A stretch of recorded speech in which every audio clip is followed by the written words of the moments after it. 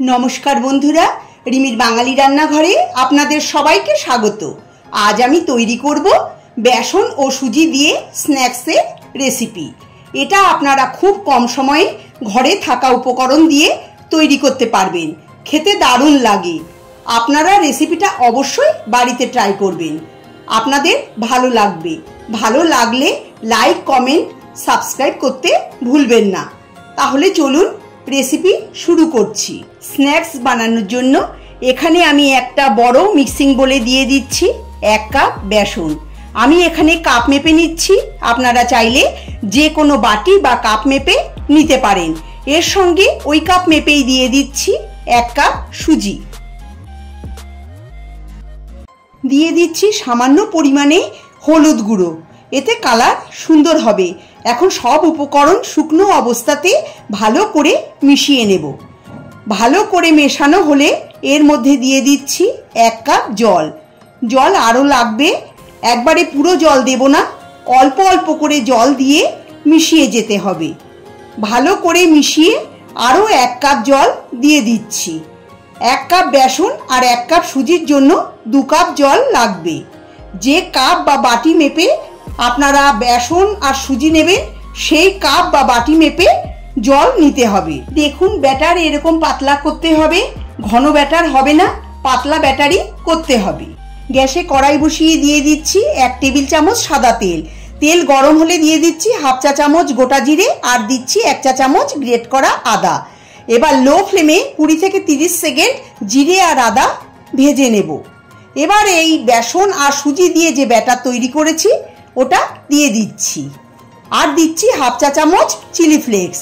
এখন লো ফ্লেমে ক্রমাগত নাড়াচাড়া করে মিশিয়ে যেতে হবে।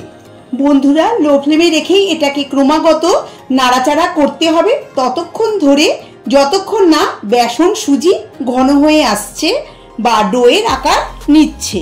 আমার চ্যানেলে নতুন বন্ধু হয়ে থাকলে চ্যানেলটাকে সাবস্ক্রাইব করে নেওয়ার অনুরোধ রইল। আমার চ্যানেলে আরও টেস্টি স্ন্যাক্সের রেসিপির লিঙ্ক আমি ডেসক্রিপশন বক্সে শেয়ার করে দিচ্ছি, আপনারা চাইলে দেখে নিতে পারেন। বেসন সুজি তাড়াতাড়ি জল টেনে নেয়, দেখুন আস্তে আস্তে ঘন হতে শুরু করেছে আর কালারও পাল্টাতে শুরু করেছে। দেখুন এটা ঘন হয়ে ডোয়ের আকার নিচ্ছে আর কড়াই থেকে উঠেও আসছে। এবার ফ্লেমটা আমি বন্ধ করে দেব আর গরম থাকা অবস্থাতে একটু নাড়াচাড়া করে নেব। দেখুন ডো একটা থালায় ঢেলে হালকা ঠান্ডা করে নিয়েছি, পুরো ঠান্ডা করব না। এবার এর মধ্যে দিয়ে দিচ্ছি হাফ চা চামচ জিরের গুঁড়ো, 1 চা চামচ আমচুর পাউডার, এর জায়গায় আপনারা চাট মশলাও ব্যবহার করতে পারেন। দিয়ে দিচ্ছি 2টো কাঁচা লঙ্কা মিহি করে কুচিয়ে, দিচ্ছি একটা মিডিয়াম সাইজের পেঁয়াজ মিহি করে কোচানো, একটা ছোট সাইজের ক্যাপসিকাম মিহি করে কোচানো, একটা ছোট টমেটো কোচানো, 1 মুঠো ধনেপাতা কুচি, স্বাদ অনুসারে লবণ। এখন সমস্ত উপকরণ হাত দিয়ে ভালো করে মেখে নেব। খুব ভালো করে মেখে নিতে হবে। গরম থাকা অবস্থাতেই হাত দিয়ে মেখে নিতে হবে। হাতে যদি লেগে যায় তাহলে অল্প তেল লাগিয়ে মেখে নিতে হবে। ভালো করে মেখে নিয়েছি। এবার হাত পরিষ্কার করে হাতে সামান্য তেল লাগিয়ে ডো থেকে এরকম অল্প করে নিয়ে প্রথমে গোল মতো করে 2 হাতের মাঝখানে রেখে চ্যাপটা টিক্কি শেপে করে নিচ্ছি। দেখুন এইভাবে আপনারা চাইলে গোল চৌকো যেরকম শেপে করে নিতে পারেন। আমি আর একটা দেখিয়ে দিচ্ছি। ডো থেকে এরকম অল্প করে নিয়ে প্রথমে গোল মতো করে 2 হাতের মাঝখানে রেখে চ্যাপটা টিক্কি শেপে করে নিচ্ছি। সব স্ন্যাক্স আমি তৈরি করে নিয়েছি। এটা আপনারা এয়ারটাইট কন্টেনারে ভরে ফ্রিজে রেখে দিতে পারেন। যখন খেতে ইচ্ছে করবে ফ্রিজ থেকে বের করে ভেজে নেবেন। বাচ্চা বড় সবারই খুব ভালো লাগবে খেতে। এখন আমি ফ্রাই করে নেব। গ্যাসে প্যান বসিয়ে সাদা তেল গরম করে নিয়েছি। আমি শ্যালো ফ্রাই করব, আপনারা চাইলে ডিপ ফ্রাইও করতে পারেন।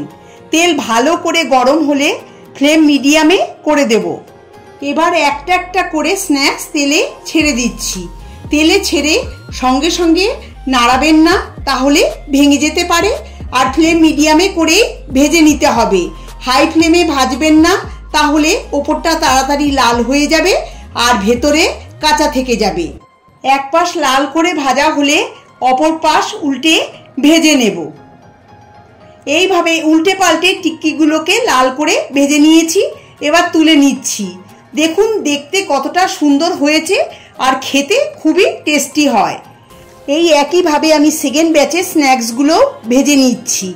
আমার আজকের এই রেসিপি আপনাদের কাছে কেমন লাগলো অবশ্যই জানাবেন। যদি ভালো লেগে থাকে তাহলে আপনারাও বাড়িতে অবশ্যই একবার ট্রাই করে দেখতে পারেন। আশা করি আপনাদেরও ভালো লাগবে। আমার চ্যানেলে নতুন বন্ধু হয়ে থাকলে চ্যানেলটাকে সাবস্ক্রাইব করে নেওয়ার অনুরোধ রইল, পাশে থাকা বেল আইকনটা সমেত। তাহলে আমি চ্যানেলে যখনই কোনো নতুন রেসিপি দেব আপনাদের কাছে খুব তাড়াতাড়ি পৌঁছে যাবে। সবাই ভালো থাকবেন, সুস্থ থাকবেন। ধন্যবাদ।